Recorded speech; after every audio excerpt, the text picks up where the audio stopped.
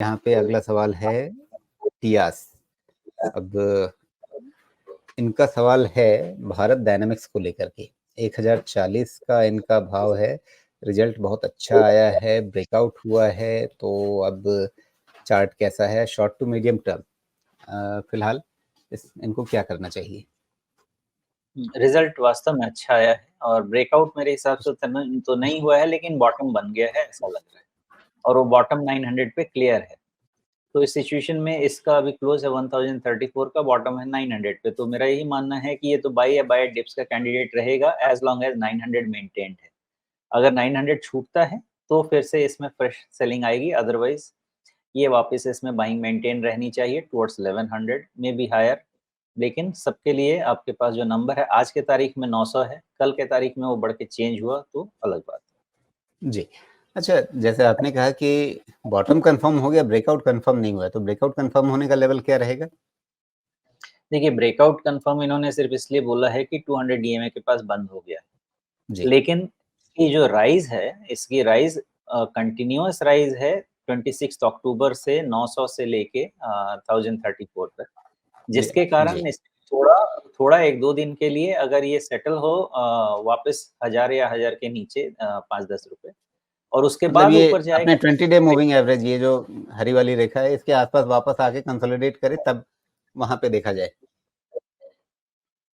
हाँ, वो मान सकते हैं, या फिर जो कुछ लोज बने हैं 990 के आसपास, उससे भी आप ले सकते हैं इंडिकेशन। जी, ओके। या मतलब सपोर्ट ले, उस पर हम ध्यान दें, या फिर ये कहें कि नहीं, अब 50 डे मूविंग एवरेज पार कर जाएगा, मतलब लगभग 1050, उसके बाद इसमें नई स्थिति देखी जाए जिसमें आप थोड़ा लंबा निवेश कर पाएं। नहीं, देखिए, लंबा निवेश करने के लिए आपको ये लेवल पे बहुत कंफर्ट नहीं रहेगा वैल्यूएशन का। ये है कि सेक्टर कंफर्ट है, जी। वैल्यूएशन कंफर्ट नहीं है। इसलिए बहुत लंबा आपको करना भी है तो भी स्टैगर्ड फैशन में रखिए, बिकॉज़ स्टॉक पे बॉटम बनता हुआ दिख रहा है, मार्केट पे बॉटम बनता हुआ नहीं दिख रहा है, इसलिए वो रिस्क बना रहेगा। जी। चलिए, तो फिलहाल इनके पास तो अभी खरीद है ना 1040 की, तो मतलब अगर ये निवेश के नज़र से देखें तब तो ठीक है, 900 का बन गया, लेकिन अगर शॉर्ट टर्म या मीडियम टर्म के हिसाब से देख रहे हैं तो फिर उस लिहाज से कहाँ पर इन्हें रिस्क मैनेज करने की ज़रूरत होगी? देखिए, इसका रिस्क मैनेज करने के लिए 900 के अलावा कोई पॉइंट नहीं है, बिकॉज़ ये आपके पास लेटेस्ट सपोर्ट है। जी। 900 के नीचे में इसका सपोर्ट 800 वीक या 700 वीक या 600 कहीं पे भी बनेगा, बिकॉज़ स्ट्रक्चरल ब्रेकडाउन है ना, फिर 200 डीएमए से जो इसका सपोर्ट ब्रेकडाउन के बाद का जो सपोर्ट है वो चला जाएगा।